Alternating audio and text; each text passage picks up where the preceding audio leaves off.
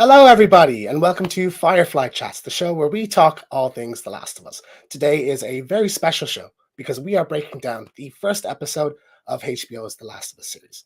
But it's a dangerous world out there, and if you want to survive, you have to band together. So I'd like to introduce my fellow survivors for the evening. First up, in a rare clothes appearance on my channel, it's the Ginger Geordie Geek himself, Peter. Sonic, I'm getting you. I didn't know what you meant. That was a very slick intro there, mind James T. That was very professional. Thank you very much. Very Lots of practice, good. Yeah, absolutely, yeah. So, welcome. I've said this a few times. You've been here a couple of times. We did like an Uncharted review and stuff, but I'm kind of a regular guest on your channel. It's always nice to find something for you to kind of come on and talk about. Yeah, absolutely. I'm excited for this. I'm not going to spoil it yet, but it was really interesting to watch this, knowing that you've talked about it for Christ forever, really. So yeah, it's interesting.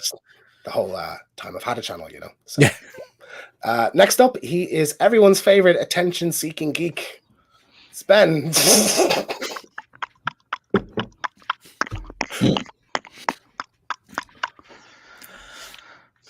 Hello. It's a clicker, isn't it? It's a solid attempt, man. I appreciate. I was curious if you were going to go for it now as well for the show. How's things, son? Raw cabbage. Not the first time.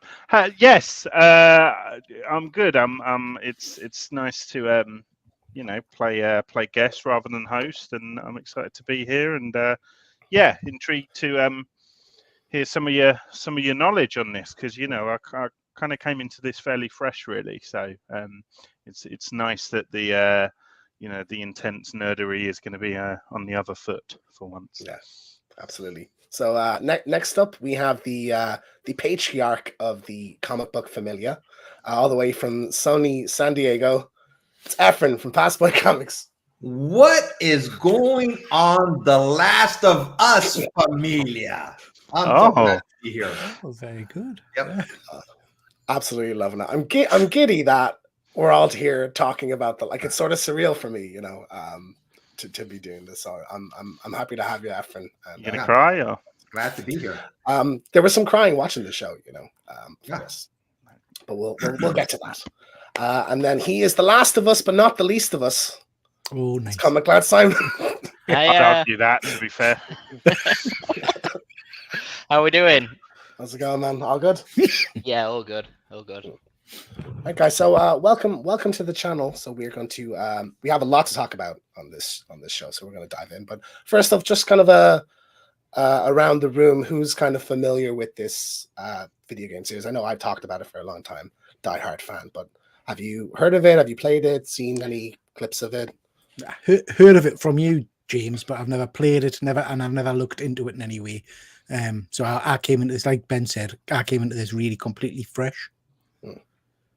Okay, Ben. I think a long time ago I played it, like the opening, or maybe like a random level. Like I felt like I definitely had my hands on a console at one point and was playing this game, but I honestly couldn't remember half of the details from that opening and stuff. So yeah, I'm pretty much a blank slate as well. Yeah, Simon, you're more of a video game guy, so what's your kind of familiarity with it? So I don't own a PlayStation, so I've never played it, but I'm very familiar with the game. I've heard a lot of PlayStation people said it's an amazing game, and yeah, so I've seen gameplay of it, so I am more familiar what goes on in the game and everything like that. So. Yeah, and then Efren. The only thing I know about this video game is that you asked me to order for you. Yes, I did. Just here it is in the background. This is I got it from him, and when he was in the United States, I shipped it to his hotel in Vegas. Yeah. So that's all I know about this, and I did watch the first episode, so I'm ready. I believe that all happens in episode 2, doesn't it? You see that exchange and everything take place between everyone? Oh yeah, of course, yeah. Yeah. So basically, James, you've got a panel of experts. I think a lot of people don't really know much about this series, and a lot of people watching this now won't. So I think it's a good thing. I'm not really bothered, and I like being the the knowledgeable one for we talk about Makes like a change. X-Men. It's nice. You're talking about characters I've never heard of, so it's nice that I can kind of be resident. But we'll go through a bit about the series. I'll give you a bit of backstory. So the original game, The Last of Us, it was created by the company Naughty Dog, who did Crash Bandicoot, Jack and Daxter, and Uncharted. So released in 2013 for the PlayStation 3. Widespread critical acclaim, widely regarded as one of the best games ever made. Kind of was quite influential in terms of like storytelling in games and character work and such, and really kind of broke the wheel in that regard. Was followed up by a sequel, Part 2, in 2020. It's equally as critically acclaimed, but quite divisive among the fan base, and sort of led to a lot of sort of toxicity. And it was kind of a Last Jedi situation there, where it's not exactly what people kind of wanted or expected. But I think it's a masterpiece as well. So those are the two kind of main installments. Left Behind is a downloadable kind of chapter for the original game, and that's also being adapted. We'll get an episode just focused on that in this show. And then The Last was Part 1, which is the PS5 remake, which released last September. And then there is a multiplayer game that is due at some point this year as well for the PlayStation 5. So is that other one you just mentioned just a pure remake, James, with added bits in or something? Yeah. So Part 1, it's just kind of a ground up. They kept all the voice work and everything. It's really just the gameplay's been kind of freshened up, and that's also coming to PC. Okay. So I know a lot of people who don't have PlayStations who will want to play this game will get a chance to do that. Yeah. So it's a third person kind of survival series. You kind of go around collecting. It's very, very linear. You go from one area to the next area to the next area, but you kind of explore and gather resources. You can build like Molotov cocktails or bombs, craft ammo and stuff like that. So like you're fighting primarily against other humans, but there's kind of various infected types that you fight against as well. A little bit about this adaptation. So originally this is going to be a movie. This is actually an official poster from San Diego Comic-Con 2014. So just after the game came out, they announced the movie. It was supposed to be produced by Sam Raimi. I think he was talking about directing it as well. He's recently come out and talked a bit about his experience doing that, saying how Sony executives wanted it to be more sexy. So it's a strange one. I think when you watch like the Uncharted movie, for example, I think you can see why it's a godsend that this wasn't turned into a How dare you? How dare you? Yeah. Uncharted was a masterpiece. We would have had Joel doing pull-ups, lifting empty barrels or whatever. Still time. Yeah, we'll see. Yeah, and yeah, so this show was announced about 3 years ago. The kind of two main creative leads on it: Craig Mazin, who did Chernobyl. He's kind of writer and creator of that show. I haven't watched it, but I've heard amazing things about it.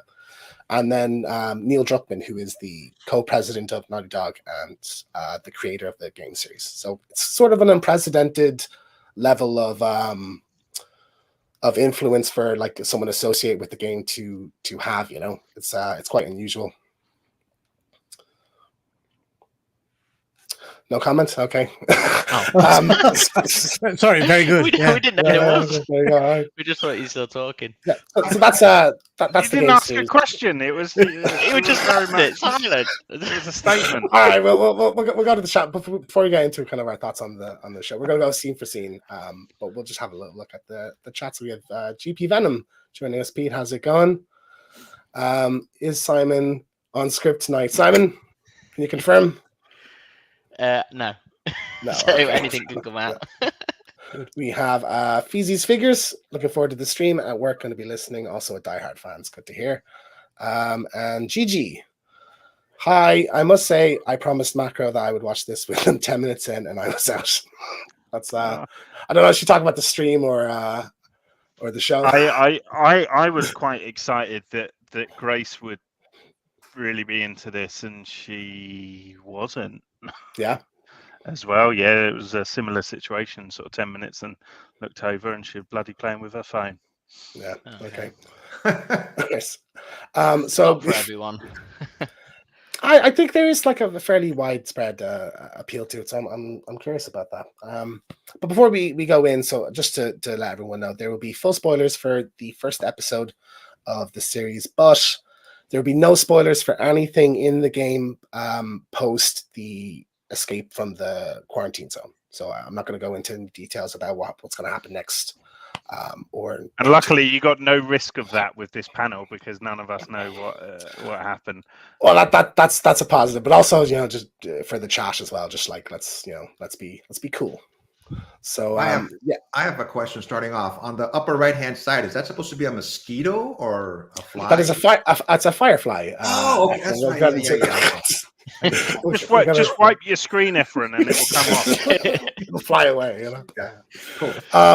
So yeah, we're gonna go scene by scene, but I'll just kind of whip around the room and just give kind of your kind of vague thoughts on first impressions, I suppose, of this show. So Peter, we'll start with you. Vague thoughts. Your first impressions, without going into too much detail. I loved it. I really enjoyed it. I thought it was a strong first episode. Okay, Ben. I liked it. I didn't love it. I liked it. I preferred the first half. Okay. Efren? First of all, I didn't know they had it planned to be a movie. I'm glad they made it into a series. I think it's gonna make the characters more interesting, obviously, And when I first started watching The Walking Dead, I used to get like all nervous and antsy waiting to see what's coming up. And I had almost that same feeling with this. Yeah. Like I'd never seen it before, never heard of the video game until you. And I really enjoyed it. Yeah. And Simon? I think it articulates really well to the game, and I love all the actors in it. So it was thumbs up for me. So, like for me, I've talked about the show a long time, and I've had various feelings. My channel sort of started with a video about why I didn't think the show was a good idea, and how I would have preferred they focused on another set of characters. And my feelings on that have sort of shifted over time as we were getting casting and trailers and such. But this episode sort of quelmed any kind of worries I had, and I think I've incredibly impressed at how it manages to be so faithful, but at the same time be very fresh. And there's a lot of kind of moments that I wasn't expecting. So it doesn't just feel like a retread. It sort of has justified its own existence. So that's how I kind of feel. But we'll go scene for scene. So we'll start with the opening. So this was a surprise, not in the game. But we get this kind of 60s talk show with a little cameo from John Hannah, Spartacus's own. You might recognize him from Agents of S.H.I.E.L.D. and The Mummy as well. But he's this kind of doctor who's just explaining about fungal infections and the potential of a fungal pandemic. So what did you guys think of this kind of, how did you feel about this opening? Loved it. Thought it was great. Yeah. I think it was got me cool. a little bit scared because this can actually happen. Like fungal infection. Like, dang, man. Yeah, it was very kind of cool, stylish, unexpected opening for me. But the scary thing is that this is actually a real thing. Cordyceps is it's a fungus that affects ants and turns them more aggressive, basically turns them into like zombie ants. So the potential of this jumping to humans is sort of crazy. Like it's a very scary idea. Yeah, every time I watch about fungi, it's like I watch a documentary about fungi, and it's all like promoting good stuff. So to hear that it could actually turn into zombies and be bad, it was like Yeah, it's a scary thought anyway. So moving on, we got the opening theme. So what do you guys think of the theme song? Because it's we got kind of a very Game of Thrones-esque kind of CG. It was completely opening. Game of Thrones. I rolled my eyes actually a bit because I was like, "Come on." Yeah, well, it's HBO, but the theme song is so iconic to me. It's the exact same theme song from the game. it's the way it moves as well. From fungi, I think it's one of the most beautiful themes to me, and one I just instantly love. Like I get goosebumps hearing it. See, I don't think a theme should be like a good song though necessarily. Like it like a theme needs to be something that you can like sing or hum or like and I feel like I couldn't do that with this. Like, do you know what Yeah. I mean? Like, you want to kind of like no, like no, no. That was The Walking Dead, and you could like do that. And like Game of Is that The Thrones, Walking like Wah, like wah, wah, wah, wah. exactly right. Well, this one's like Can't do it do with this. do do do do. I guess I'm agreeing with what Ben said. I have to say, I don't remember having any great feelings to it when I watched it, but I have to say now you've asked the question, I couldn't tell you what it was. I couldn't hum it. I haven't got a clue. Okay, remember well, it. maybe that will evolve as you get further into the episode. It's one of my favorite Rowan themes like a of all fun time. guy. Exactly. Yeah. Yeah. So we get to our opening. We meet our kind of two leads for the prologue. Pedro Pascal as Joel and Nico Parker as Sarah. And I think these two were absolutely phenomenal together. Their kind of chemistry was incredible. And something about The Last of Us, like the dialogue is something that stands out to a lot of people as very natural and kind of zippy. You know, like they're sitting having breakfast, and he's like, "Oh, I don't want pancakes." "Oh, well, they're for me," and you know, "Oh, there's shell in it," and it just feels very, very real, like something real people would say. Shit. Yeah. You see, I don't know. I didn't like the start of this scene because I was like, it's his birthday, and he's not interested. It's his birthday. Everyone loves a birthday. I don't. Right. I relate to it on an uncomfortable Really? level. You don't Yeah. like? Yeah. I don't care. Okay. It's just you projecting, Simon, I think. 1 year closer to death. Yeah. Yeah, But, but you wake up feeling good. It's your birthday. You're gonna get Whatever. I'll pancakes have and another one presents next and- year. I've got to say, James, like part of the reason I sort of preferred the first part of this, and I'm gutted, to be honest, is how fantastic she was, Sarah. Like that actress, there was something about her that she just kind of, I just completely bought into her character. Like the obviously her relationship with her dad was on a sort of like personal level, really kind of got under my skin in a kind of emotional way. And but yeah, like I just thought there was something kind of mesmeric about her and her performance. And you know, without skipping the gun a little bit, it's a bloody shame, isn't it? You know, that yeah, we I'd get more of that. agree. Yeah. Yeah. It felt very natural, didn't it?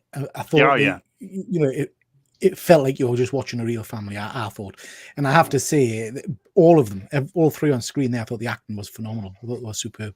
Yeah, so we have on the right here, this is Gabriel Luna. You might recognize him. He's Ghost Rider in Ghost Rider, man. Agents of S.H.I.E.L.D. Oh, is it? Oh wow. Yeah, I didn't know that. And he's also in the newest Terminator. He's the Terminator in that as well. Fantastic actor. I think a really underrated one. So it's when he was announced for this, I was really excited. But yeah, this is Joel's younger brother, Tommy. So we get kind of a little. Oh, they're brothers. I thought they were just mates. Yes. Yeah, no, it's his younger brother. Yeah. I didn't pick up on that. Yeah. So we see Sarah go upstairs and grab some money to repair Joel's watch. So the watch is sort of a big thing in this story. So we'll get a bit more to that later. But I was interested about the highlighting of this knife because it's not really a thing in the game, and it feels like they're setting that up to come back later on. So I'm curious if maybe like Joel's kept it and is going to give it to Ellie or something like that. I just thought it was kind of noteworthy that they kind of highlighted that. But yeah, we got this kind of little scene outside. I thought this was kind of funny. Peter and his wife. Yeah. But like oh, we got biscuits. Oh, you like biscuits, Dad? And he's happy, and then he sees him like shoving it in his. But then it has like a kind of, in retrospect, there's like a bit of a sinister tone when you realize what's happening with the neighbor lady here. Granny. Yeah, when I watched it a second time and he's like putting his fingers in her mouth and stuff, I was like, I felt like they kind of almost made a point of how unsanitary that exchange was. Yeah, like, exactly. Yeah. So this is something I don't believe this is a thing in the game, but just something I kind of know. It is that Joel and Tommy are ex-soldiers, so it kind of makes sense that they're familiar with guns and stuff. But I think that's a new thing for this series. And we have kind of all the foreshadowing kind of throughout the day. So there's things like the fellow student, her hand kind of twitching in class. the police going in the Oh, I didn't background. notice that. I Yeah, didn't notice that one. the kind of fighter jets in the air. It's so good at building a sense of kind of dread. But this bottom left shot here, I think might be my favorite one in the whole episode. Like it was just the hair on my the neck granny. stood up. Yeah. Yeah, that's very cool. I didn't really understand the watch thing where she's like, "Oh, you've got to go," so but didn't tell her anything. She's like clearly watched the news or something, and she Yeah. it was going down. Do you know how much influence the creators of the video game had in the TV show? Like were they? So Neil Druckmann, he created the series. He's one of the co-creators of this, and he's he wrote this episode and he's directing the next one as well. Okay. So he's heavily involved. But I just think it's such a great kind of sense of place and dread. Like we've seen a lot of kind of outbreak things before, but I think this one does it really well. The granny, Sorry, was a good touch because it really freaked me out. The granny because she's not in the game, is she? No. So all of this so far is none of it's in the game. I'll let you know when we get to the point that the game actually starts. But okay. Yeah. All this is great. Ben, you were going to say something? Yeah, it tickled me a little bit because the first thing that came to mind was one of my favorite films of all time, Shaun of the Dead.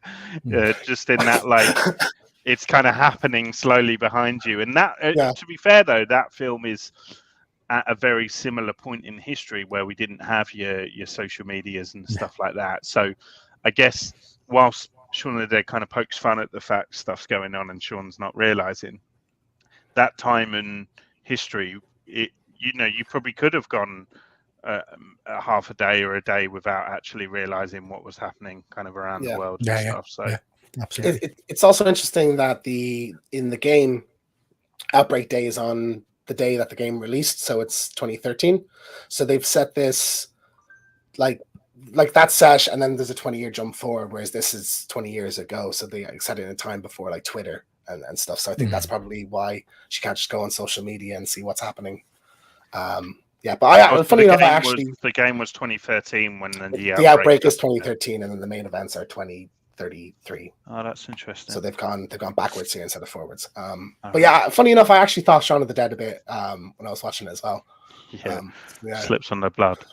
I got a noob question. I don't play video games, but I started watching on YouTube this video game because to get more knowledge of this.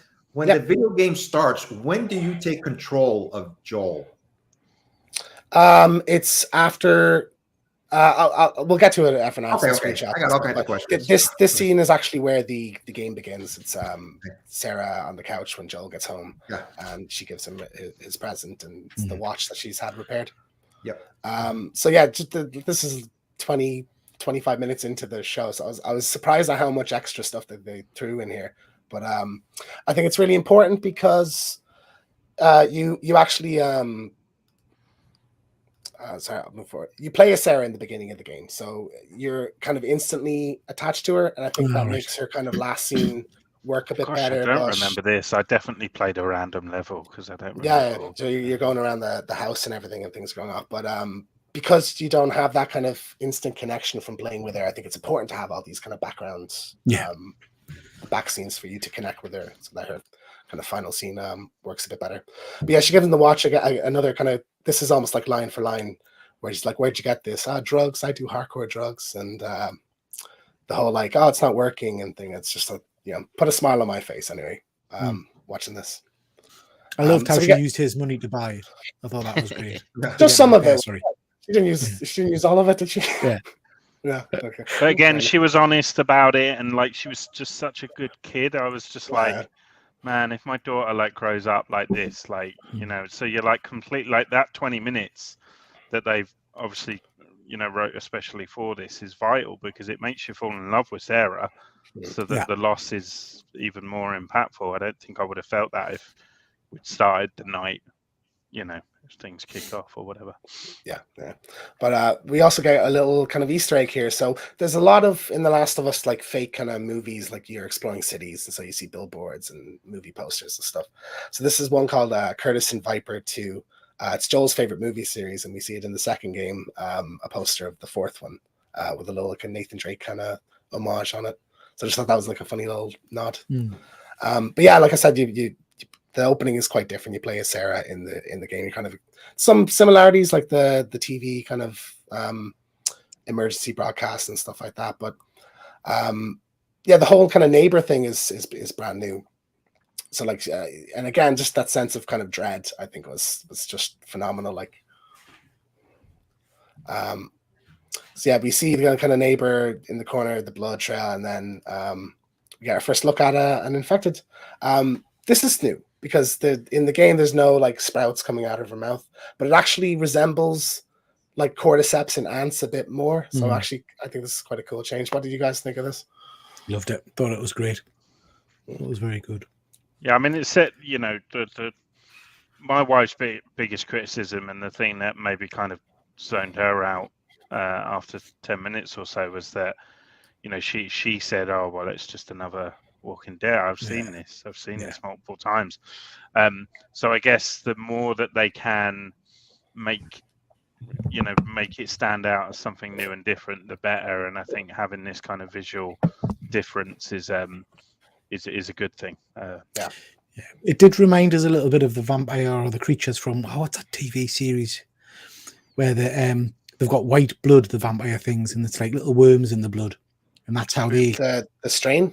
The strain, yeah, the strain, where they're kind of things coming out the mouth. Yeah, like to be fair, I think it. Sorry, go ahead. It doesn't ever explain how they get infected. I know everyone's getting infected, but like, are they getting infected from spores, or is it actually naturally in the air? They think. Well, so they've kind of removed a thing from the game, which makes it make a little bit less sense that it's happening altogether. But they don't really ever explain how it hits so hard and so fast. Yeah, that was the only thing with me. I was like, okay, fungi, it can spread. Yeah, you like zombies, it can spread to each other. How it spreads so fast without it being like an airborne spore thing. It's only episode 1. I'm assuming we're going to get some of that backstory as it goes on or something. I'm expecting some time jumps, I would have thought, perhaps. We'll see, Peter. I won't give anything away. But on the Walking Dead topic, I think it's impossible to do a show like in this setting and not be instantly compared to The Walking Dead. But like this, I think one is when we see like infected after the big time jump. It's quite distinct. Like I think it's they're not really anything like zombies in The Walking Dead. But also like for me, like the Walking Dead is like the Wolverine and The Last of Us is like Logan. They're both kind of about similar things, but the approach to the story is very different. And The Walking Dead's also like such an ensemble, a snob. Whereas Joel and Ellie are very much the central characters in this story. Other characters kind of weave in and out, but it's locked on those two. Yeah, we got this whole kind of Joel. She runs out the door, and Joel kind of shows up and kills the woman, and she's like horrified at it. So there's an interesting parallel with something later on, but I'd make note of like how horrified Sarah is here. But it's a bit different in the game. So in the game, good actress, like phenomenal. Like some of the so well, like you can just see the emotion. You can overact that quite easily, else? I've never anything seen her else? in anything, no. She's in Dumbo. I think she's the main character in that. Oh, it's an elephant. Erased all memory of that film because it's hilarious. By the way, that's the main thing. She's do you know who she is? She is Ben in Solo. Woody Harrelson's girlfriend in it. The actress. Yeah, I remember the actress. Tandy Newton. Yeah, this is her daughter. Oh wow. Yeah. Oh, okay. That Yeah. checks out. Yeah. Okay. Yeah. So Tandy she's Newton's a great actress as well. Yeah, So, she's been brought up around great actresses. So yeah, there you go. But in the game, so it's a bit different. You come downstairs, Joel kind of runs in the door, the neighbor bursts through, and Joel shoots him. And then we got the car sequence. So this is one of my favorite sequences in the whole episode. What did you guys think of this? So I really enjoyed it. I thought it was very dynamic. I love the airplane crash and stuff. But this is the bit that nearly switched my wife off. She said Okay. she couldn't cope with it. She said it felt like a video game at that point. So I don't know if it's a direct pull from the game or what. Well, But funny you say, Peter. Yeah. There's a lot of visual references here. Yeah. So this part, you're still playing as Sarah, and you can move the camera around and stuff, but like it is like almost shot for shot, and it plays out exactly the same way. I think if there's an apocalypse, let's be truthful. You're not stopping for anybody. No. Yeah. No. I know. You know. Yeah. No, I like But, the way that they've written Joel in this sequence, and I don't think I would have related to that, 2.5 years ago before I had my daughter. But Yeah. I know, now I've got a child, I would do horrendous things to protect them. Do you know what I mean? Like I would mow down people without a second thought if it meant getting my girl safe. So yeah, like I was quite invested in this whole moment. To be honest, very well. I take it back. I'd stop for you guys though. You'd leave us on the street, Efren. Don't even say. I'd love to say I would do the same, but I don't know. Yeah. Well, I think it captures that kind of the chaos and the confusion really well, and like there's really some stunning imagery here. A lot of it's taken from the game, but like some of it isn't. But I just thought that was an incredible kind of outbreak sequence.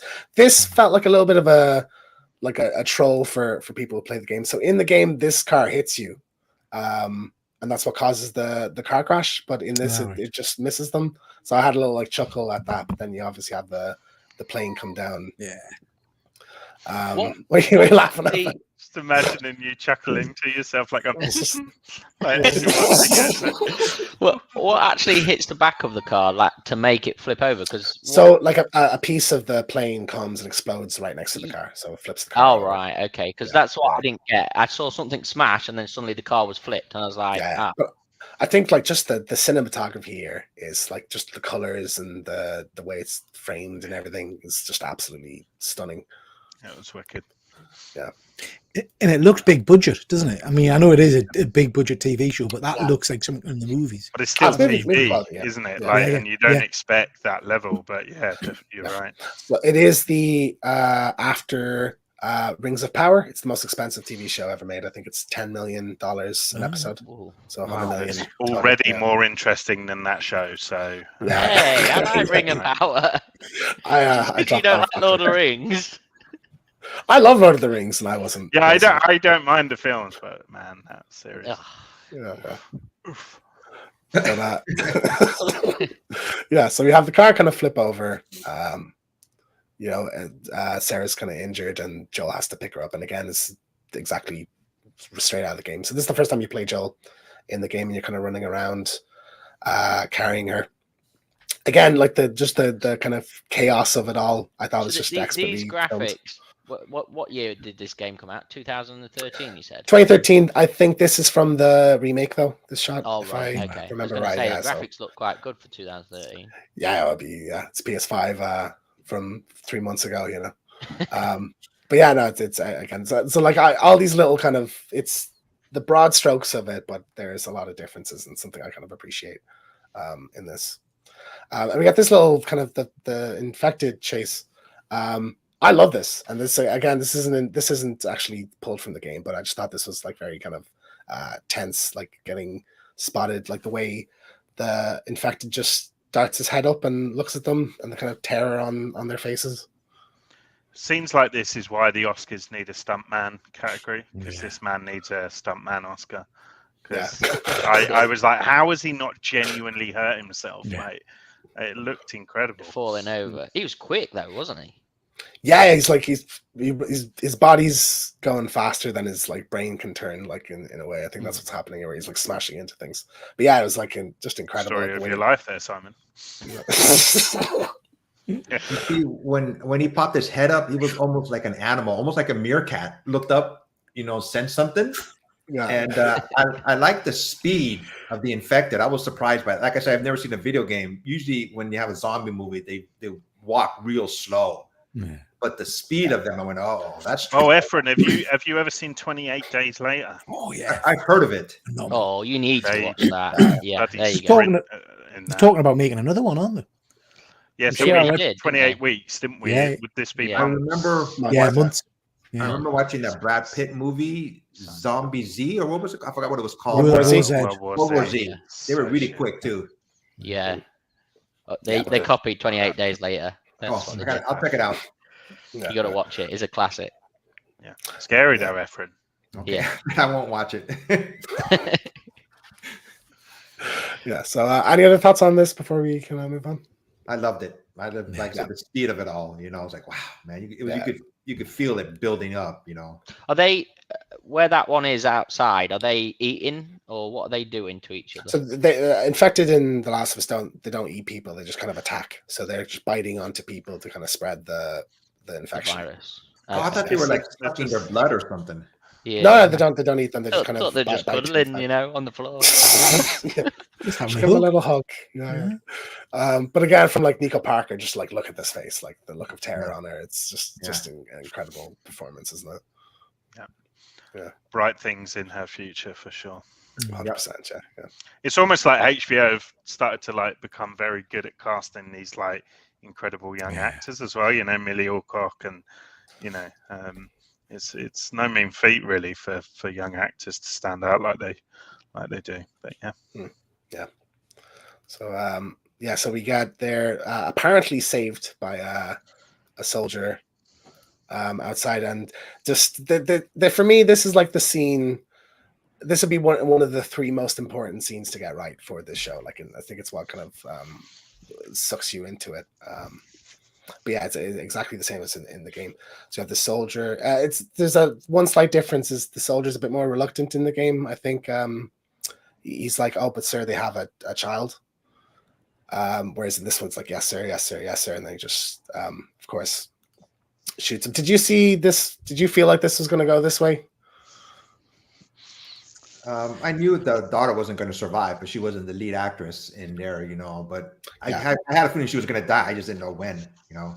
Yeah, just this like because the moment of relief, Yeah. like, and just instantly followed up by like, "Oh no," So- you know, your stomach just turns. So sadly, I saw a spoiler for this on Instagram, and someone put it in the description.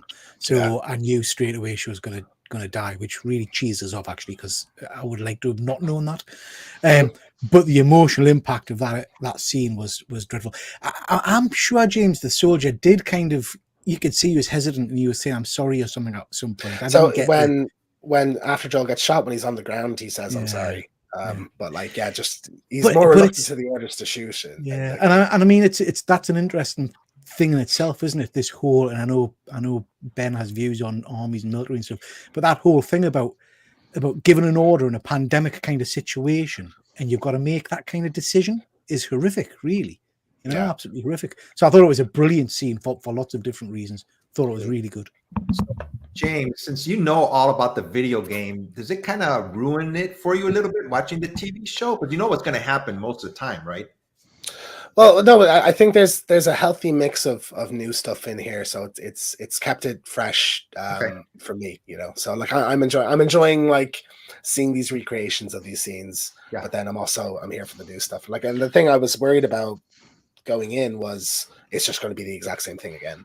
And there's definitely, it's an adaptation. There's things they have adapted to be on television, you know. I guess it's like people reading a book, isn't it? And then Yeah. you know, the film comes out of the book or whatever. So when you were watching it, Comics, isn't it? when you were watching it on TV, did you pick up your controllers or anything like that? You know, try to move things around. No, I didn't feel the need. I actually, one thing I think they were incredibly restrained with is they didn't like do a shot that looks like it's like Joel running, like the player controlling him. Like So you didn't try to pause it on live TV. You know, like No, I hang on, didn't. I gotta go get something to eat. I was with my popcorn bucket. I was. Does it want you to make you play the game again, like when the remake comes out? Makes me want to play it. Yeah, Yeah. because what do I we said make to you, as soon as it comes out on PC or Steam, I'd like to play it. So. Yeah. Yeah. I will. I've played the remake back in September, so that's probably my Okay. like 7th or 8th time going through this. But yeah, I think I'll when the series is done, I might just do another refresh. Like I do see a lot of it because I make so many Last of Us videos that I'm constantly going through scenes of it. But the second one I've actually only played through once. because I did like a 40-minute review and I had to watch scenes over and over and over again. So I feel like I've been through that story multiple times, but like it's one I should sit down and kind of go through again. Okay, I got another noob question about the video game. Yeah. Say if you go another route, does it stop and it makes you turn around and go where you're supposed to go eventually, or? Well, there's some kind of open areas where you can kind of explore a little bit, but like Okay. there's only really one way forward. So you'll go into an Okay. area and there'll So be like a it's locked very gate. story linear game. Okay. You can it's not open world or anything. No, the second one has like almost like a mini open world area, like one specific level. But other than that, it's pretty straightforward. Okay. Yeah. But yeah, we have Tommy kind of saving the day here. And then just the first of a few gut punches this show's going to have. Sarah has been shot. Again, just a powerhouse performance here. You know, like I said, one of the most important scenes to get right, and one that I was most concerned about because I was like, oh, if they copy this too closely, you know, it's not going to work for me. And I can't get through this scene in the game without crying. Like I played it 7-8 times. I cry every single time. Wow. And the testament whether this worked for me was if I cried, and I did cry. So there you go. Yeah, this was perfect for me. You crying now? I'm welling up a little bit, Simon. If I'm to be honest. Okay. Anybody else cry at the scene? No. Yeah, I got. I got teary. Yeah, I did get teary. I have to say. Yeah. I think like Pedro's shooting for Emmys here, isn't he? Like he's just phenomenal, and I think there was like some kind of doubt about his casting. Like, I was always confident he was going to be great, but like it's interesting because I know we're all big Mandalorian fans, but for a large proportion of that show, obviously he's wearing the helmet, so I don't think you necessarily. Yes, you get a great performance, but this was like another level for me because you could see him emote, you could see the face and everything. Yeah. I just thought he was absolutely amazing in it. Yeah. Efren, thoughts on this scene? I thought it was heartbreaking. I mean, my daughter is an adult now, and you know, you just love your kids so much, even when they're younger. Obviously, you know, it was just like I knew she was going to die. I didn't know how she was going to die, and spoiler, that they jumped right after this scene, basically like 20 years. I went, damn, 20 years, and I was like, so yeah. Sorry if I ruined that spoiler for you, James. You were going to say that. Yeah. I know, like, I've heard this from a lot of people that if you have kids, and particularly a daughter, that this is a story that kind of affects you a bit more. So I'm curious if like that will kind of relate to other parts of it. We'll have a look at we'll go to the comments in a while, so just have a little look. We have Colclex in the house. Jeff Finn, hello Jamesy. Is Pedro perfect for The Last of Us? I know you loved him in Massive Weight of Unbearable Talent. I think he messed the name up there, but he's great in that, isn't he? Like, Pedro Pascal's my favorite actor, so I love him really in anything. Also, really good in Wonder Woman. No, I'm joking. You joke. I actually thought he was a highlight of that movie. Well, yeah. We were like, you can't polish a turd. Can't roll it in, glitter. Better, you know? I thought that he was pretty good. The only thing good about Wonder Woman 2 was when Linda Carter showed up at the end. So. Absolutely, Efren. Absolutely agree. Yeah. For a man of a certain age, maybe. Me. You and Peter. I should have put a Wonder Woman spoiler section. So again, this is pretty much identical to the game. So we jump forward 20 years later. We're expecting this kind of leap forward? No. No. Not 20 years, right. no. Yeah. So I was thinking like 5-10 years, or like 20 years is quite long. Yeah, so Joel's like 35 in the opening, he's 55. But I did laugh when he was like, I'm 35. I was like, you ain't calling anyone like. Yeah, absolutely. Fucking 2 years older than me.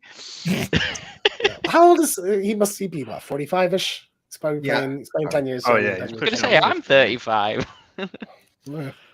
I actually had a little laugh at that as well. But yeah, we have the opening. This little kid is kind of making his way to the quarantine zone. So Fedra is sort of the kind of remnants of the government, and they have these kind of quarantine zones dotted around the country.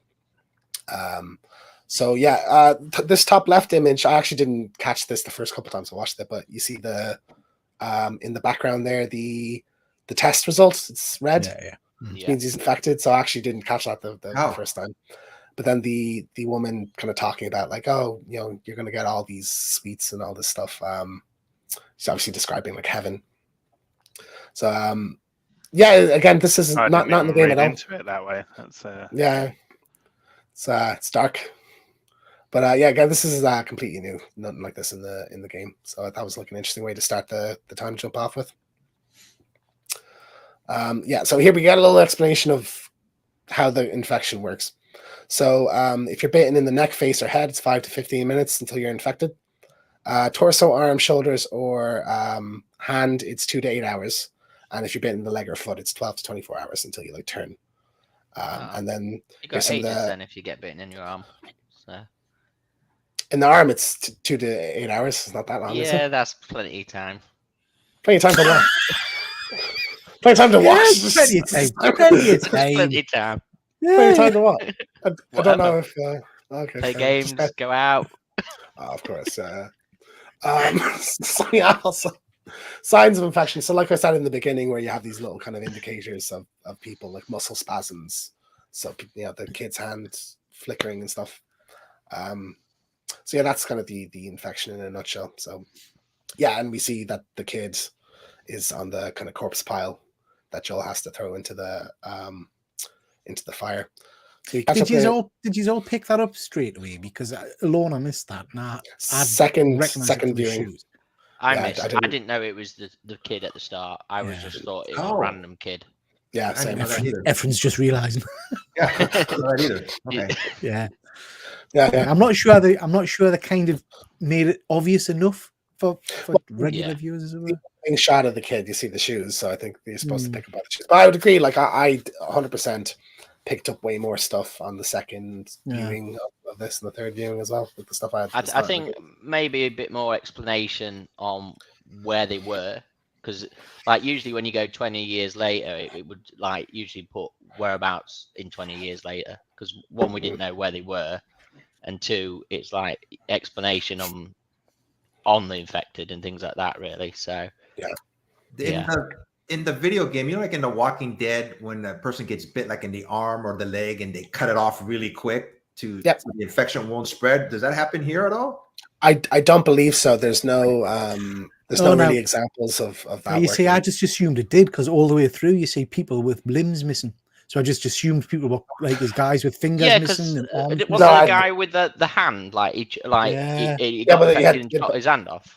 He had both hands, so I think he was. I just assumed that people were chopping bits off to stop the infection spreading. I took it as like people are kind of getting deformed as time goes on because of the conditions they're living in, possibly. But I mean, you might be right. But in the games, there's no example of someone surviving getting bitten from biting off. That's confusing. You see, because we're thinking, oh look, you can get infected on the arm and chop your arm off if you get bitten on the arm. Yeah. Well, it's 2 to 8 hours until you're fully you're turned completely. So I don't know. Like if they bit you on the arm, could you chop your arm off to survive? Yeah, we don't know. It's possible. There's no examples in the game as far as I can remember that someone did that and managed to avoid turning. Okay. So yeah, we see kind of a bit of life in like a quarantine zone. So people kind of work for ration cards. So that's kind of the currency that people do. And Joel kind of does some odd jobs, like he talks like the line where he's like, which one pays more? It's like the one with the shit. That was a funny one. So this is our first kind of look at the kind of Firefly tease of the Fireflies. So the Fireflies is like a freedom fighter / terrorist group, depending on your perspective, who want to kind of overthrow Fedra. It's hugely iconic. It's like basically the logo of the series. So is Fedra like the ex-government? Yeah, it's kind of the remnants of the government. Okay. Yeah. So Firefly is the big thing, and we'll be getting a lot of kind of stuff with them over the show. And you see kind of like the conflict with the Fireflies has led the Fedra to crack down quite significantly. You know, they're executing people. There's heavy security everywhere, and kind of life is just generally kind of shit in this in the QZ. Yeah. Any thoughts on these kind of scenes? Yeah, it was. Sorry, just went by this scene. So yeah, okay. I think it's It was a because a quick good sense of scene. place. Like, yeah. Yeah. I thought it told you everything you needed to know about the current government state, that you'd gone into kind of, I read that as we're in a federal kind of state now and it's martial law and, you know, that kind of stuff. Yeah. Who has lampposts like that with electric cables? What the hell are you talking about? What are you saying? No, What? I meant the lamppost with the, like, what can't city is that with all the actually electric cope. cables? I don't know what you're talking about. So. What's your Anyway, analysis of that, Simon? Well, Good. unless they've from the 20 years they've put those lampposts up to bring electric to the old place, like we don't have electric cables like that anymore in cities. So Wait. Okay. the electric cables, that's what I'm saying about. Okay. Fair enough. Anymore. So, but what about 20 years ago? Because this happened in 2003. Yeah, unless they put them up themselves, like, that's all I'm saying. It's just I was like, what the hell are those electric cables? So. Fair enough. We got a little kind of comment here. So in the Left Behind DLC, Ellie picks up a note that explained that they tried to amputate the arm of someone that got bitten, but the person didn't survive. Right. Okay. So we know now. Yeah, no, it makes no difference. Yeah. Nice. Yeah. So I did notice that sign though for the curfew. Yeah, the curfew. Yeah, exactly. Yeah. Just shows how kind of oppressive the Fedra people are. But yeah, this again, new thing here. Joel's a drug dealer, and I think this might be like supposed to be an ironic twist on the whole. When Sarah says drugs, I sell hardcore drugs. Maybe it's supposed to be a twist on that. In the game, he's just kind of a smuggler and a kind of muscle for hire sort of guy. But yeah, we meet this kind of Fedra soldier who we'll kind of meet later on. He's selling him drugs. I did like the line I need the bag back, like his baggies are so like such a rare commodity here. Yeah. The casting was great for that guard because you just wanted to slap him in the face. Yeah. From the start. Yeah, he's got one of those faces. He's got one of those. Yeah, that face automatically you just want to punch, don't you? Let's act someone like you can just like they do the interviews. We want someone who looks evil and want to punch them. Right. Yeah. So next thing we meet Anna Torv's Tess. So kind of a fan favorite character here. The scene that is not in the game. So it's something that's implied to have happened, but we actually get to see here her kind of confrontation with Robert, who is played by Brendan Fletcher. You might recognize from Freddy vs. Jason. No, didn't know. Yeah, he's in Freddy vs. Jason. Okay. It's a deep cut. It is, yeah. I remember I saw him cast. I was like, oh, it's the guy from Freddy vs. Jason. It's like, yeah. Well, I think one of the best characters in the whole series, one of my favorites anyway, and they've sort of played her a bit more vulnerable here. Like you kind of get, she's more of a hard ass in the games, and she's kind of like almost like I did kind of a fan casting video a while back, and I said like Lena Headey or Katie Sackhoff, kind of like Sarah Connor-esque. So they kind of humanized her a bit. Did anyone else shit themselves when the bomb went off? Yeah, wasn't expecting that. I have to say, this entire scene, I was a little bit confused. Didn't quite understand what was going on. Yeah, I felt dropped in it, and expected to, feel invested to what was going on. But sometimes when I get dropped in something abruptly, it puts me off and my guards go up as a viewer, and I'm like, oh well, I don't really care. Also, I don't really like this person. Okay. You don't like her? I hope that. Well, that's what I said. I hope. How dare you? You've not watched Fringe. I haven't. Watching Fringe. I'm hoping that maybe down the line there's stuff with the character that makes me invest in her. But I really just found her unlikable. I don't know whether it was the way she was playing it, whether it was what was written, but like. I just didn't. There's rough and ready, like you say about Lena. Like I feel like if they had an actress like Lena, I might have bought into her a little bit because she always. Okay. But yeah, I don't know. I have to say, taking Fringe out of it because that's the actress, I guess, because she's superb in Fringe. I'm completely with Ben. I didn't like her. In fact, I was hoping she was going to get bumped off. She didn't do anything for me at all. Okay. Efren, do you like this? when I first seen her in this scene, I didn't like her, but then when I found out who the actress was, I started to like her more and more. So nobody and Simon, do you want to just Well, four? I knew I recognized her. I have to say I didn't like this scene. I think, like Ben says, you dropped in it and the big explosion, and it just it didn't explain who she was straight out off the bat and why she was there, and it was random. Yeah, just too random. I tell you what Okay. it is with her. It was an arrogance without charm. Like, I feel like when you have like arrogant characters and stuff, the ones that get away with it, you know, your Han Solos, your rugged rogues, they're charming with it, you know, and you're like, oh, okay, I allow it. Like, but she just kind of came across as arrogant without any of the charm, and I just didn't like it. It was weird how they beat her up and then they were gonna let her go. No, so the whole thing is like he kind of screwed them on a deal with a car battery. In the game, it's actually it's a crate of guns, but basically his guys beat her up, and he's so shitting himself with the idea of Joel coming for him that he doesn't want to let her go. Then the bomb interrupts them. And that's where it's confusing, I think. So I think for me, like it's I like her in it, but I love Tess in the game, and I think it's hard to separate those two things. So like I don't dislike this version. Like I enjoyed her performance in it. But yeah, no, like I think it's completely fair. The whole arrogance, that charm thing. I think I can see what you would mean by that.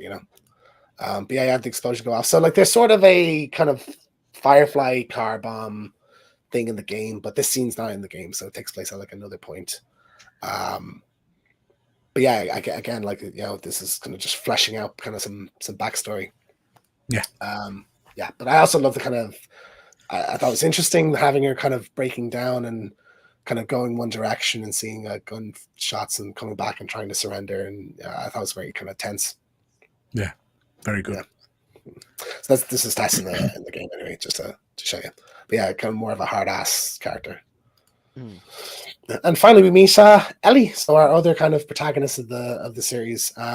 First kind of impressions of this performance is Bella Ramsey from Game of Thrones. She plays Lyanna Mormont. Peter, I'll start with you. What did you kind of think of Ellie? Well, I kind of knew she was going to be one of the main characters because of all the promotional stuff.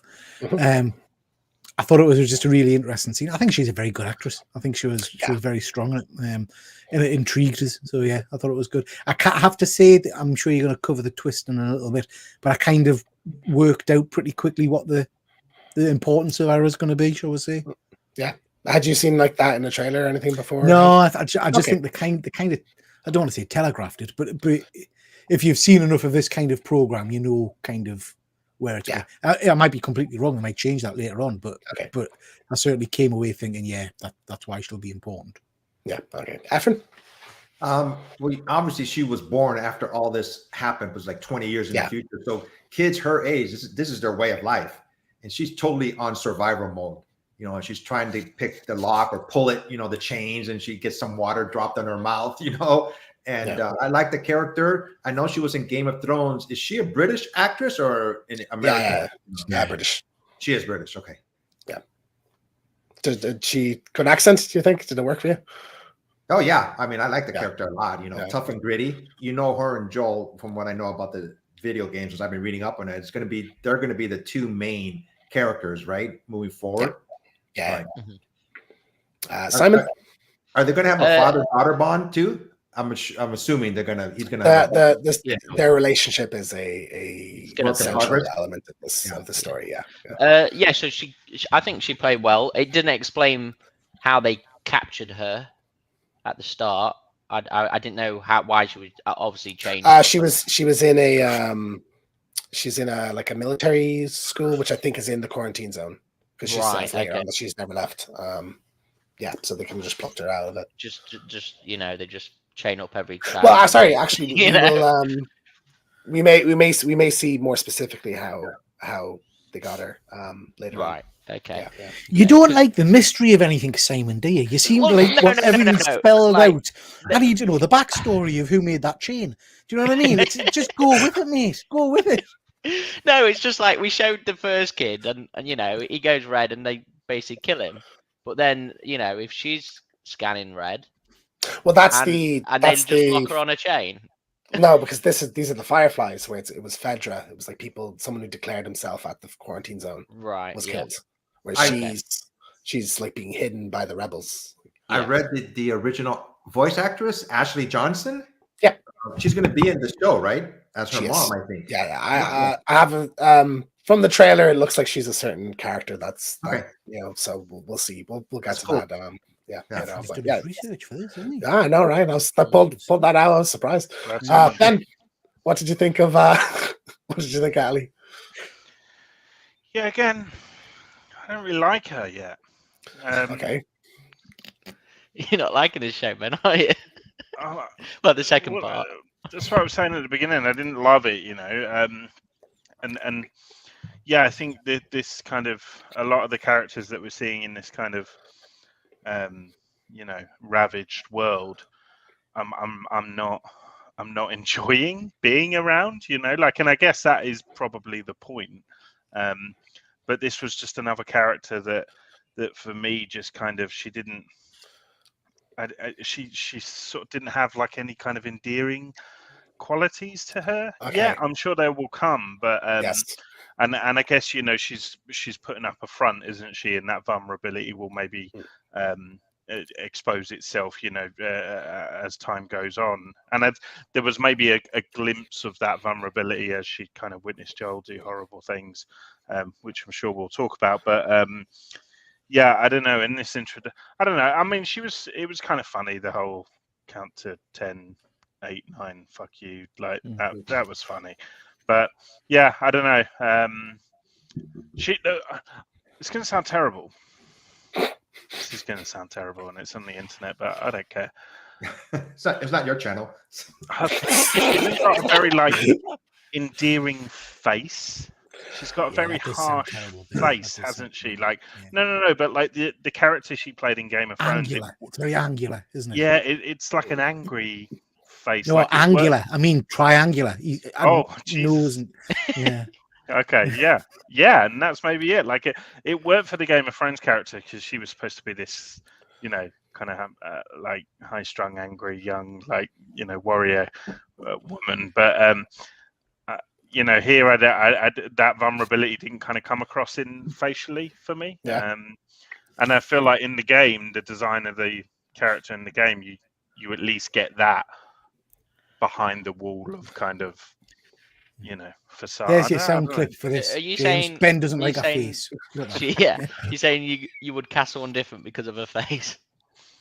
No, but I think, you know, like look-wise, some people do have harsher faces, and then they tend to get cast as certain characters, and then softer faces get cast as other characters. Yeah. Do you know what I mean? No, honestly, that I see where think we you're should coming read each other's faces now just for a laugh. No, but I mean, fuck me, Peter. You've got the softest face I've ever Yeah, I've seen. got a cuddly face, haven't I? Yeah. No, to be honest, I do see what you mean. Like, God love her, she went through a lot of hate when she was cast. People Yeah, didn't and that's like, awful. You know, I'm people not. didn't I'm like not the look of her. You know, that was the problem. criticizing her face. I'm just saying Yeah. it's not marrying up with the vulnerability who that I'm would- looking for in the character. Who would play Ellie? Like, who did you want to play Ellie, James? There is a well, I think Daphne Keane from Logan would have been a really good choice. If she was younger. A lot of actresses like I wanted over the years are kind of aged Tough out of it, face. but there's an actress called Caitlin Deaver. Booksmart. You ever see Booksmart, the main character in that? No. But she plays like Nathan Drake's daughter in Uncharted 4 and stuff like that. So it's like she's kind of not only just associated with the company that makes The Last of Us, but she just looks like Ellie. So she would have been a great choice. I think she has that kind of personality. But like, honestly, I like any actress that was like between 11 and 15 that came to prominence over the 10 years between the game releasing and the show, like, was thrown around for Ellie. And when this casting was announced, I was like, yeah, I'm sure she's going to do a great job. I mean, she was phenomenal in Game of Thrones, wasn't she? Yeah. Yeah. And I think for the endearing thing, you know, like this is just the beginning. She's a huge focus of this show, and I think I think you'll come Ben, around to that. I think because in Game of Thrones, does she not get that? She's got that dragon thing all over her, isn't she? The dragon scale. No, No. that's a different character. Oh, She's okay. Completely different individual. yeah. Okay. You're thinking Shireen. No, she's right. Lyanna Mormont. So she gets picked up in the battle against the White Walkers. She gets picked Yeah. up and like crushed by a big troll. Okay. Yeah. But no, I always like this casting, and I think she's so far. Again, it's a front that she's putting on, but I think she's nailed that kind of spunkiness that Ellie kind of has, and swears like a sailor. And I think she's kind of it comes out quite naturally out of her mouth as well, you know. But yeah, this is a scene that's not in the game again, where the Fireflies have her kind of held captive. But I also like the 8, 10, fuck you thing. You know, it was good. Yeah, and then we get another kind of bit of this is a Firefly kind of slogan: when you're lost in the darkness, look for the light. So it's an indication that she's in the Firefly compound. You know, another new kind of plot line that they've introduced here is Joel was looking for Tommy. So Joel in the game is kind of just living his life, and the whole kind of journey he goes on is spurred by like a weapons crate getting dicked over basically on a deal. But here I think this is a good change because it adds almost like a sense of urgency for him. Like he needs the car battery to get to Tommy to make sure he's okay. So just to clarify, I know this, but just to clarify from your own little brain, when we're talking Tommy, we're talking his brother from the start. Is that right? Yes. Yeah. Tommy's he the brother. So survived. Tommy lives in kind of a settlement, Okay. a couple states over. So like they've been radioing back and forth, and it's been 3 weeks since Joel's heard from him. So yeah, he's gonna go. And then another kind of tweak that they've made. It's sort of implied in the game that like Tess and Joel have slept together at some point, but I got the impression that they're just straight up a couple in this. That the way she kind of gets in bed and cuddles up to him and everything, which yeah, I don't necessarily hate it. I just thought it was an interesting kind of decision to make. Yeah, and then there's a look at Tess. So this is actually the first time we meet Tess in the game is when he's kind of cleaning up her wound, and she mentions like Robert, and they're like, "Let's go fuck him up." Yeah, so that's articulate to the game. That part where this is the exact same. So Joel wakes up and Tess is there, and she's like, "Oh, Robert screwed me over. Let's go kill him." Like, Nope. of the Boston sector of the Fireflies. What'd you say, Effin? I thought somebody's frozen. I thought you froze You for froze a second. for a second. I did. Yeah. Okay. What did you miss? Marlene? Did you hear that part?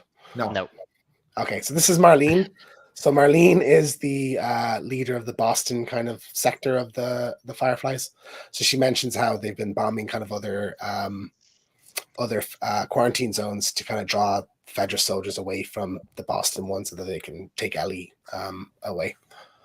And fun fact, this is actually this actress. I've been all right with the name so far. This one's escaping me now, but she's Merle Dandridge is her name, and she actually plays Marlene in the games. So it's reprising her role. So that was quite interesting and surprising casting, and I think sort of unprecedented for someone to kind of play the same character in that kind of transition.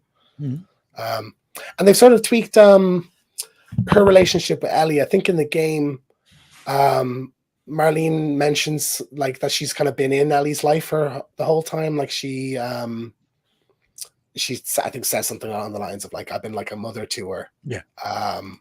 So here it's a much more confrontational relationship that they have. Like she does know who she is. And Marlene mentions that she's the one who dropped Ellie off at the military school when she was a baby. So I think we'll learn a bit more about that later on.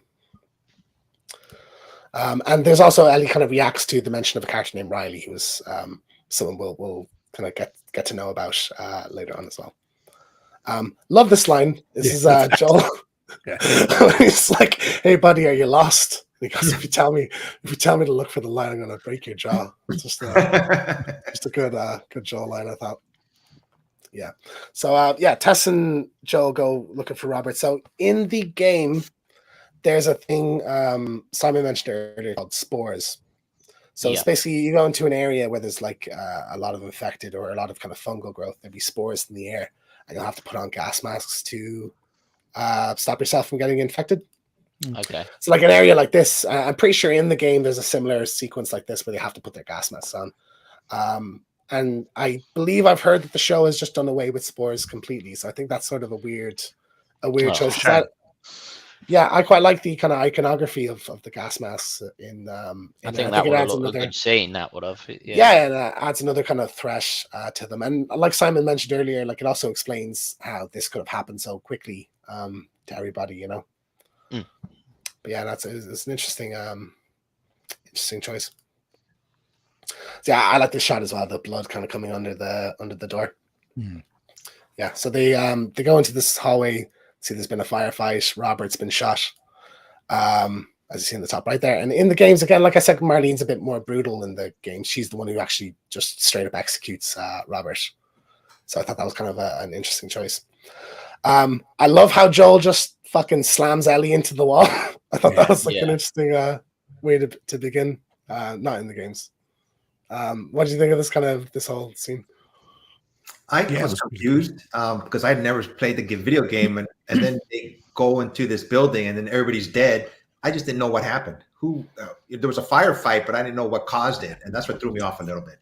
Yeah. I agree. I'm with you on that, Efren. I felt lost. You know, I felt like I wasn't keeping up, and I didn't want to feel that in the first episode. Like, well, did you recognize that was Robert that he had earlier? Like, it just all kind of blurred into one. That's what I got confused at. Was Robert the one speaking to Tess where the car bomb goes or not?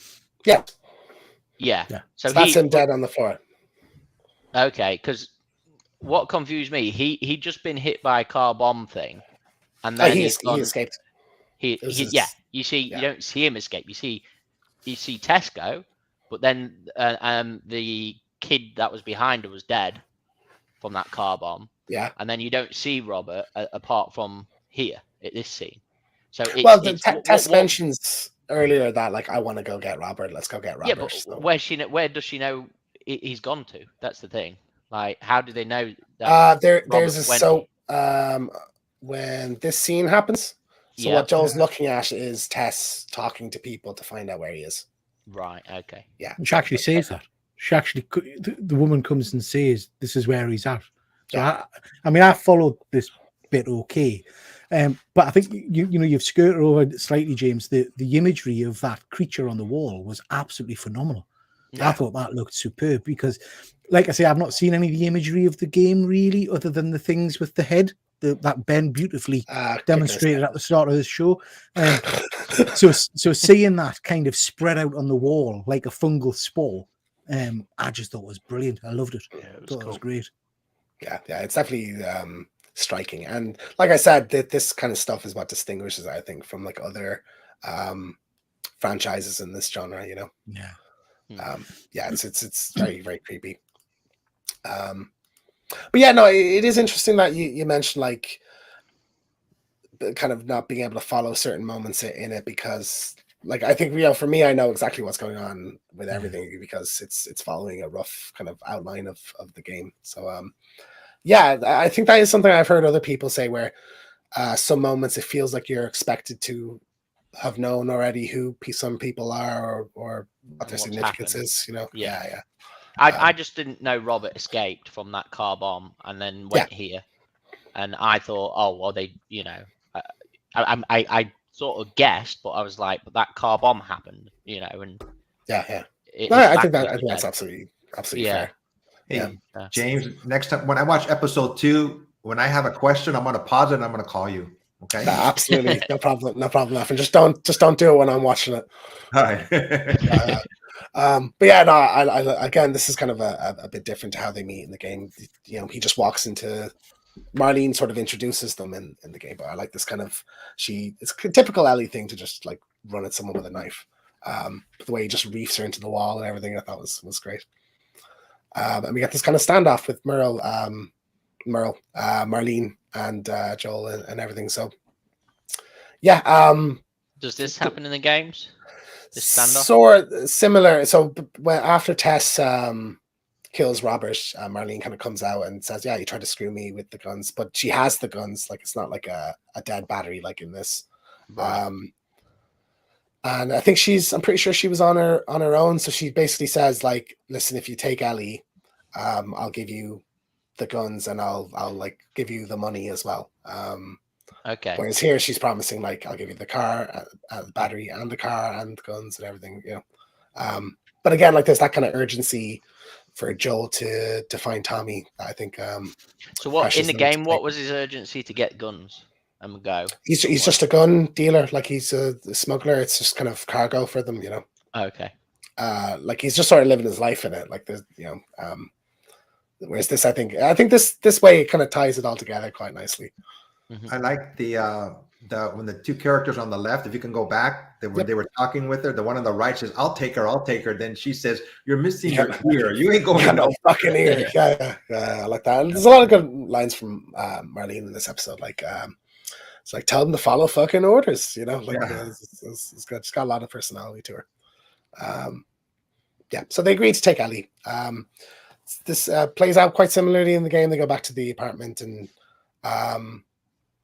Ellie sort of has, because she's born after the infection, has sort of a natural curiosity for things, and I think it's something that's quite endearing about her. But we see a little bit of that here where she like picks up the book and she flicks through it, and we get mention of a character named Bill who we'll learn about later on. But the whole like radio thing, the like different decades for songs for code, now like 80s is like 80s means that there's trouble. The bottom right here, this is kind of a classic line in the games where she says, "Your watch is broken," and the watch is sort of an important thing. Like it's not only a symbol of his relationship with Sarah, but like Joel in a sense is like a broken watch. He's still ticking, but he's broken like deeply. So yeah, another kind of good bit of symbolism in the series. So they get kind of outside, and they get caught by this junky Fedra soldier who was taking a piss against the wall. Funny way to introduce them with that. Interesting that he's like, you would think he would let them go, wouldn't you? Yeah. You would have thought so from the earlier interactions. I kind of just assumed he was going to let them go. Yeah. Got quite brutal this scene, I thought. Yeah, definitely. Like he's like, "Oh, I told you not to come at night." Well, he warns him earlier about like, don't be outside after curfew or whatever, because people are going to get shot. Like, but yeah, so he gets them on the knees. He starts doing the tests. Ellie looks very concerned, and then she stabs him. And we get this. That's articulate to the game. Ellie does stab the officer, doesn't she? Yeah. This happens pretty much exactly. Do you mean accurate to the game? Accurate, then whatever. I need to just getting confused. So this is actually like a parallel that they don't do in the game, and I thought this was really clever. To have like he's in the same shoes again here, and it sort of causes Joel to snap. Like the second you see the kind of flashlight, I felt like they were going to go that way. And I absolutely love this. It's the first of I think. Sorry, James. I didn't feel like they needed to show. I agree. Again. Yeah, I think that was unnecessary. Yeah. But like I think for some people you needed to hammer it home a little bit. But yeah, no, I just like that there is that kind of parallel. Like it's not a thing in the games at all. So yeah, no, I really like that. It's the first of kind of many kind of parallels between like Joel and Sarah and Joel and Ellie that we're going to get on the show. But Joel kind of just loses it and eats this guy to death. Yeah, he just first kind of tasted how brutal Joel can be, Oh, I don't know. I probably would have punched that guy in the face to the same. Everyone's a punchable face. Yeah. But yeah, no, it's a great one. So like it's sort of, I think if I remember correctly in the games, he just kind of grabs him and kills him. It's not really made out to be a big thing, and then they start running. But here, like the way Ellie's looking at it happening, and something I didn't really pick up, but I watched kind of like a lot of HBO shows have the kind of after thing where there's some interviews and stuff like that. And Craig Mason mentioned how it's sort of supposed to be reflective of the way Sarah looks at Joel when he kills the neighbor. and how like Sarah is horrified at what's happening, but Ellie is almost sort of like, oh, he's protecting me, in that kind of way. Like she's not as kind of horrified in that way, you know. Well, she's Yeah, I harder. mean, it was that the intention that she was enjoying it, because that's. I don't know if necessarily enjoying, but she's sort of. She looks a bit sadistic there, doesn't she? Really? I mean, I Yeah. got the impression, did it not say earlier that she's been brought up in kind of military school, kind of federal? Yeah. So she's a bit more probably switched off to this kind of thing. Well, she's I also don't know what her training is so far. she's also grown up in this world, you know, where Yeah. like people are executed on the streets and stuff, you know. I think it shows the innocence when the first scene, when the daughter's seeing her dad kill somebody, and then on the left, it's like what reality is now, her hardened life, you know? Yeah. But just like the idea, it's like someone's like, it's the first time in her life someone's like looked out for her and protected her, and I think that's quite an interesting parallel. Again, not something in the game, but something I quite enjoyed. Yeah. Should have So, swapped yeah, the pictures around so it looked like Sarah was horrified at Efren. Missed an opportunity there. Damn it. Yeah. Horrified at Efren. She would have been like, Right, okay. don't worry, move on. Okay. And here's the kind of the big twist of the episode. So Ellie is infected. Yeah. So it's something I think is unfortunate they kind of gave this away in some of the trailers. Peter, I thought you knew about this, but I guess you hadn't seen it. You were surprised, or you saw this coming. You said, didn't you? No, I saw this coming. From the second you can. I mean, like I say, if you've read enough comics and seen enough of these kind of shows, you kind of know where a lot of the twists are coming. So pretty much from the second we saw her chained up, I thought, yeah, she's going to be the cure and blah, blah. Okay. And is that not the problem potentially for a lot of people maybe watching this? Yeah. What? That we've seen it. We've seen it in a lot of zombie movies and things. Yeah. You know, things before. I know. I'm just playing devil's advocate because I know you're go ahead. You've been gushing for an hour and 22 minutes, so I just got, I'm giving the people another voice, and yeah, I think it's that predictability potentially, story beats wise that we've sort of seen it before. Yeah. Maybe I don't know. That's how I felt with this anyway. Yeah. All right, that's fair. Well, keep in mind though that this is like. This story is from 10 years ago, so some things potentially are from it's copied from this, but yeah, no, I think that's fair. Efren, did you see this coming? No, I didn't see it coming. I didn't know she was infected at all. It took me quite by surprise. I guess, how did they know that before the scene when she was chained up, they knew she was different. How did the Fireflies know that she was different? I guess the only way they would have known if she was bitten from that scanner. I think. I think we may potentially see that. I'm intrigued to know how those scanners work. Then, like, how do they know? Like, because it's just a wave over them. They don't even like inject them or anything. Peter, is a fungal infection like detector? Is that a thing? From a blood test, but a blood test. From a blood test, not just from waving. Okay. Yeah. But I don't think this is accurate to real life, Simon. Okay. And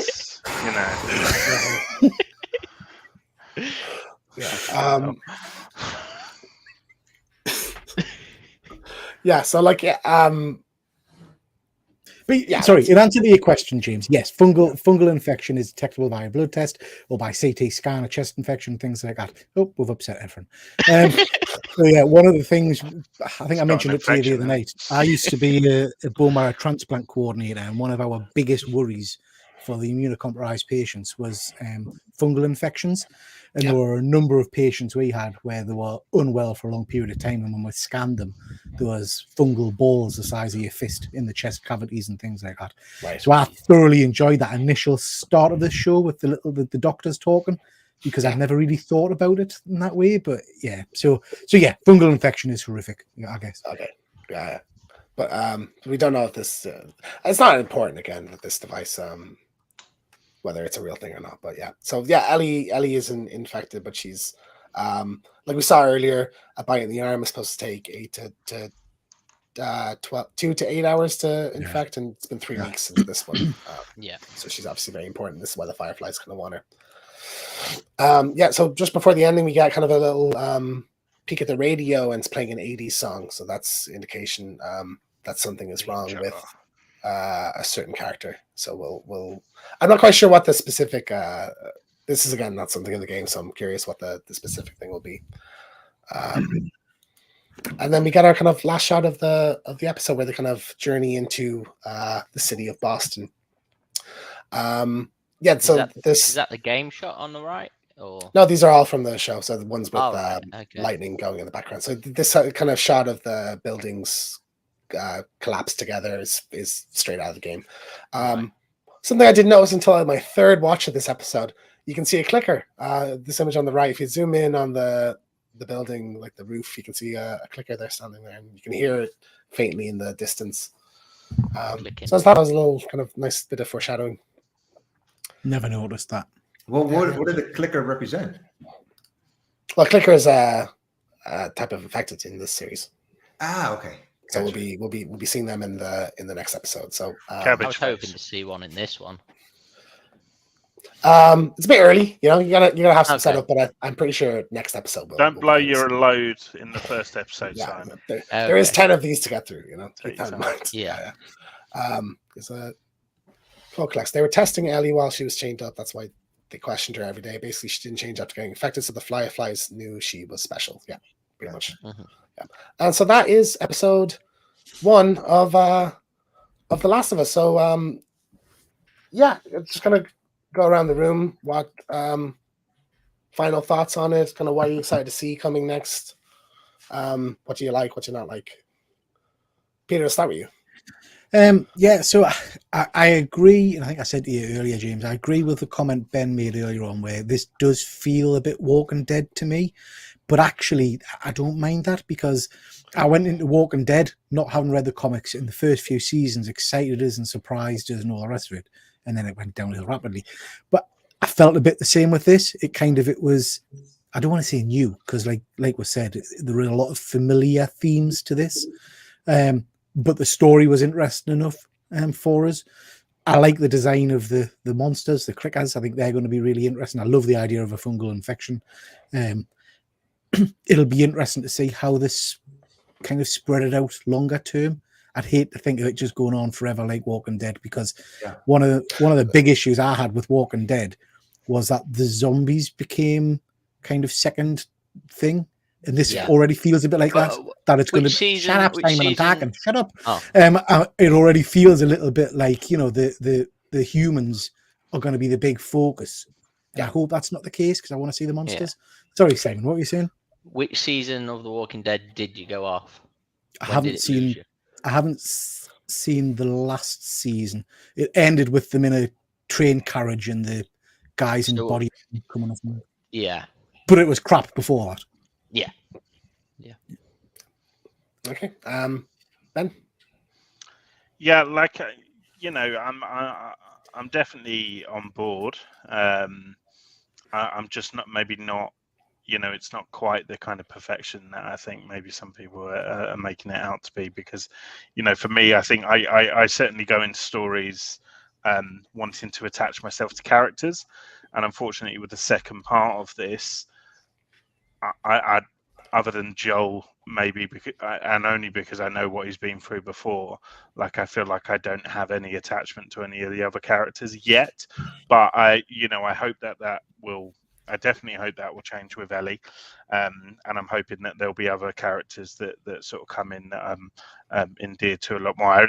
From the small bits we saw of Tommy, that guy's a fucking saint. So I'm excited to hopefully see him again as well. So definitely intrigued, and I think they just need to try and make it feel fresh where they can. So we spoke about the spores or whatever, the things, tentacles coming out the mouth, like stuff like that. Lean into that and make it feel as different to everything else that people can easily say, oh well, it's just like that. Try and go out of your way to stop people saying that, like me. So good, not great, but good, very, very good, very strong. Okay, Simon. I'm definitely going to watch the next one for sure. I am worried a bit like what Peter said with The Walking Dead, because they've already explained that, okay, we know there's clickers out there and other things. I'd like to see a lot of those. But we also know there's a lot of bad humans out there, and I don't want them to focus. While I want them to be a part of that, I don't want them to focus heavy on it, because I think that's what went wrong with Walking Dead. Yeah. Well, Peter mentioned about doesn't want it to drag too much. I think they have said that they're going to do part 1 and part 2, and that's it. And they're not going to do any filler stuff. They're not going to do go past where the games end and continue on from there or anything like that. Let's see how much money they make. They might. Yeah. Well, they may crack out a third game. Over the next couple of years to have another season to tell. Efren, final thoughts on The Last of Us? There is going to be a season 2, right? Yes. The Last of Us. Okay. I think what's important is that they have good or great actors, portraying all these roles. Without good acting, it's just going to go downhill. I kind of wish that Joel's daughter had not died, because we were talking about how great of a good actress she is. I would like to have seen her progress in this series. And I just really want to see what the infected look like, besides the guy that was plastered on the wall. But I don't know anything about the video game. I really want to see how they evolve or devolve, into not being humans anymore. So yeah, I mean, I'm glad I watched this. I watched this because of you, James. And that's the reason, because of the series. I had not heard of it, not heard of the video game or anything. And I like apocalyptic movies and TV shows. So yeah, I give it a thumbs up so far. And there's only one episode. So, I can't wait to see the rest. We're just at the beginning. And, there's been a lot of, concerns or criticisms with this episode that I've heard that I think, won't apply when we get 3, 4, 5, 6 episodes into this. It will distinguish itself. It's not just a Walking Dead thing. It is very distinct from a lot of other stuff in this genre. For me, I absolutely adored this, and I think it's the perfect. Of course, I did. I knew I probably would. But James, you know what? I started smiling there because I wanted you to enjoy this. Do you know what I mean? Yeah, I'm happy. I'm chuffed for you. Yeah. And it's you couldn't ask for better source material to pull from than The Last of Us, and it's hard to mess it up, but to make it feel this fresh and like I said, justified. It's justified its own existence. One more thing, James. In the video game that I got you, it came with comic books, correct? Yes. Are the comic books directly taken from the first comic book? Is it directly from the video game too? Is just that, or is it... No? So Ellie mentions that it's mentioned that Ellie's in a Fedra military school. So The Last of Us American Dreams follows Ellie and a character mentioned called Riley and their time together in the military school. And those comic books were only available if you bought the game? No, there's when the original one released, there is one variant I think that came with a copy of the game, and then the one that you got me is like a variant cover, like a re-release variant cover. Okay, yeah. But I think this is phenomenal. It's 100% the best adaptation of a game ever made, I think, already. And we're one episode in. I'm excited. Netflix Resident Evil was very good, wasn't it? Well, I mean that just shows though, how wrong. I watched 3 episodes of that, and I was like, "What the hell?" Yeah, I think the writing, the new dialogue is as sharp as the kind of classic lines from the game. I think the cinematography is gorgeous. I think the acting is on point. And I mean, The Last of Us is already one of my favorite games. My favorite musician is partly because he's associated with the series. It's funny the idea that The Last of Us series may potentially become my favorite TV show as well, So we'll see. But I'm incredibly excited to see what's coming in episode 2, which we will be talking about next week, same time. So Wednesday at 8 p.m. So funny you said that, Efren, because this is what they become. This is a clicker. Okay, Ben, I get the letters now, Ben. I didn't get it at the very beginning. What are you doing? I just laughed. Don't worry. A lot of people's my jokes go over their head. Don't worry about it. Yeah. So there we go. So so James, if this is success, do you think they'll also do other adaptations from God of War or things like that? Or? Well, it's funny that you say that, Simon, because I have a video on my channel about all of the projects in development at PlayStation Productions. There's a God of War God of War Amazon show, Horizon Netflix show, Days Gone movie. There's a Gran Turismo movie we got a trailer for like last week, which is I think a strange one to base it on. But yeah, there's a variety of them. You can check that out on my channel later on if you want. So so Peter, coming up on your channel. Yeah, so next Monday, I mean, before then, I've got my usual shorts and things, and I think tomorrow night I've got a sideshow Cobra Commander 1/6 scale figure video coming out. But then next week we're doing Geeky Art Attack. I've had lots of interest in this one, so it should be a good show where basically we're going to be talking geeky news and also challenging the panel to draw some Spider-Man related things. So yeah, that should be fun. Yeah, and we're live every week on your channel. Myself, yourself, Ben typically are there. So yeah, that's always a good time. Ben. So I went live with yourself, James, and Peter to dissect the Mandalorian Series 3 trailer and just give our usual rundown of the geeky news from the week just gone. So it was a bit of a spontaneous one, but it was good fun. So do check that out. Also as well, my podcast with Spider Dan and the Secret Wars podcast is going live on Friday, where we basically talk about the Dead Silence film and get into it about scary dummies and ventriloquist dolls and things like that. So that's kind of what's going on in my world at the moment. Also as well, my Proton Pack video is live if you want to see a grown man nearly cry after receiving a toy, essentially. It's still on the wall, is it? Nope. I bottled it. I didn't sleep a wink the night that it was up, and speaking to my wife, it just wasn't worth the risk. So it now sits in the bedroom where it's going to really, give a romantic atmosphere as it watches us have sex. I was gonna say it's in between you and your wife, right? You just put it in the bed with you guys. So. Efren, I don't have any thumbnails for you. Is there anything you want to talk about coming up on your channel or videos you've had? I actually talked to my daughter today. We're going to do another episode of Hanging Out with the LaGuardias. We're picking a subject where a series ended and we wish it would continue and how we would continue that series. Actually, I think I've talked to you guys. I got like 63 comic books at CBCS. They're coming this weekend. Oh, wow. Maybe I'll have some of you guys on with me. Most of you guys haven't been on my channel at all. Maybe I'll have some of you guys on so we can open up like 20 of them or somebody we can open up. I was going to say 66. That would be a 5-hour stream. And I'm always doing YouTube shorts now. My read of the week. I like doing that a lot. Comic book that I picked that I enjoy reading. And besides hanging out with you guys wherever I can, it's always fun. Awesome. Yeah. Awesome. Yep. Sounds like a good time. Simon, you still any update on the YouTube channel? I've been on holiday, James, so it's hard to do one when I've been on holiday. But I have bought a heck of a lot of goodies, so it's been thinking, about time I actually do my first channel and show off what I bought. So we're all eagerly I'll let you know if I get round to it. Absolutely. Yeah. So, guys, this has been Firefly Chats. Thank you, everybody, whether you're watching this live or on the rewind. Thank you so much for watching. If you enjoyed this, hit the like button. You can find the link for all these guys' channels in the comments down below.